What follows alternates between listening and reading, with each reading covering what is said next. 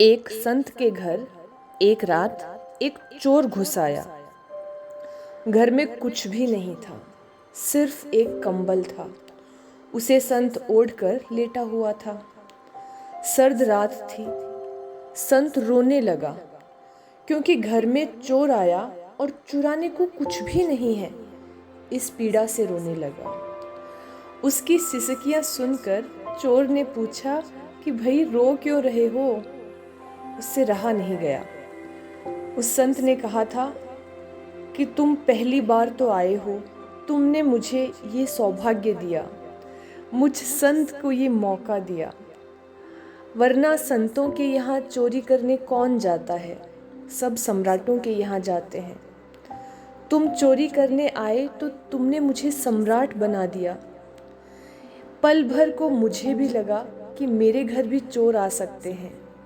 ऐसा सौभाग्य। लेकिन फिर मेरी आंखें आंसुओं से भर गई।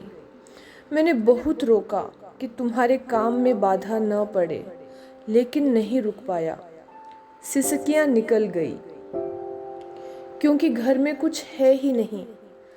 तुम अगर ज़रा 2 दिन पहले खबर कर देते तो मैं इंतज़ाम करके रखता।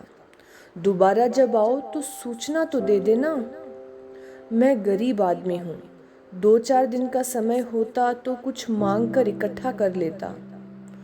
अभी तो ये कंबल है मेरे पास, तुम ये ले जाओ और देखो, इनकार मत करना। इनकार करोगे तो मेरे दिल को बड़ी चोट पहुंचेगी। चोर घबरा गया। उसकी समझ में कुछ नहीं आ रहा था। ऐसा आदमी उसे पहले कभी नहीं मिला था। चोरी तो जिंदगी भर की थी, परंतु आदमी से मुलाकात नहीं हुई। पहली बार उसकी आंखों में शर्म आई और पहली बार वह किसी के सामने नतमस्तक हुए बिना रह नहीं सका। मना करके इसे क्या दुख देना। कंबल तो ले लिया, पर लेना भी मुश्किल, और कुछ कर नहीं सकता। कंबल छूटा तो पता चला कि संत निर्वस्त्र है। सिर्फ कंबल ही ओढ़े हुए था। यही उसका एकमात्र वस्त्र था, वही ओढ़नी, वही बिछौना।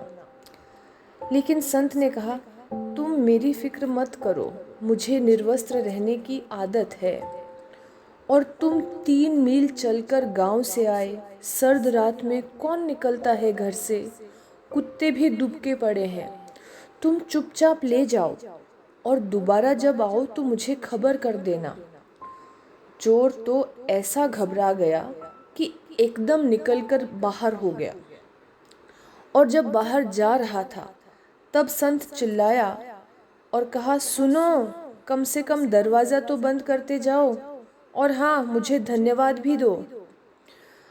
अजीब आदमी है, चोर ने सोचा, और ऐसी कड़कदार आवाज़ थी उसकी कि चोर ने उसे धन्यवाद दिया, दरवाज़ा बंद किया और वहाँ से 9-2-11 हो गया। फिर संत खिड़की पर खड़े होकर दूर जाते उस चोर को देखता रहा। कई दिनों बाद वह चोर पकड़ा गया। अदालत में मुकदमा चला। कंबल भी पकड़ा गया, और कंबल तो जाना माना था, उस प्रसिद्ध संत का कंबल था। मजिस्ट्रेट उसी पल पहचान गया कि यह तो उन्हीं महान संत का कंबल है। तो तुम उस गरीब संत के यहाँ भी चोरी कर आए हो? संत को बुलाया गया।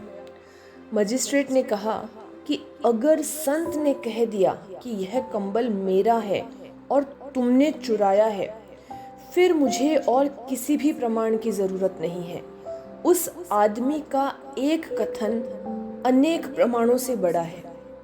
फिर जितनी सख्त सज़ा मैं तुम्हें दे सकता हूँ दूंगा, और बाकी तुम्हारी चोरियाँ सिद्ध हों या न हो, मुझे कोई फिक्र नहीं। बस उस आदमी ने कह दिया, इतना काफ़ी है। चोर घबरा गया, कांपने लगा, पसीने छूटने लगे। संत अदालत में आया और संत ने आकर मजिस्ट्रेट से कहा, नहीं नहीं नहीं, ये चोर नहीं है, बड़ा भला मनुष्य है। मैंने कंबल भेंट किया था और इसने मुझे धन्यवाद भी दिया था, और जब धन्यवाद दे दिया तो बात खत्म हो गई। मैंने कंबल दिया इसने धन्यवाद दिया। इतना ही नहीं, बड़ा भला है। जब बाहर निकला तो दरवाज़ा भी बंद करके गया। मजिस्ट्रेट ने तो उसे छोड़ दिया, क्योंकि संत ने कहा, इसे मत सताओ, ये बहुत प्यारा है, बहुत भला है। चोर संत के पैरों में गिर पड़ा और कहा, मुझे दीक्षित करो। संत बाद में खूब हंसा। उसने कहा कि तुम सन्यास में प्रवेश कर सको, इसीलिए तो कंबल भेंट दिया था। तुम पचा थोड़े ही सकते थे। इस कंबल में मेरी सारी प्रार्थनाएं बुनी थी। इस कंबल में मेरे सारे आराधनाओं की कथा थी। यह कंबल नहीं था। जैसे कबीर कहते हैं, चदरिया झीनी रे झीनी, ठीक वैसे ही उस संत ने कहा, प्रार्थनाओं से बुना था इसे। इसी को ओढ़कर ध्यान किया था। इसमें मेरी समाधि का रंग था, मेरी समाधि की गंध थी। तुम इससे बच नहीं सकते थे। मुझे पक्का भरोसा था, कंबल ले आएगा तुमको। और तुम आखिर आ गए। तब रात में आए थे, आज दिन में आए हो। उस दिन चोर की तरह आए थे, आज चेले की तरह आए हो। मुझे भरोसा था, मुझे भरोसा था, मुझे पूरा भरोसा था।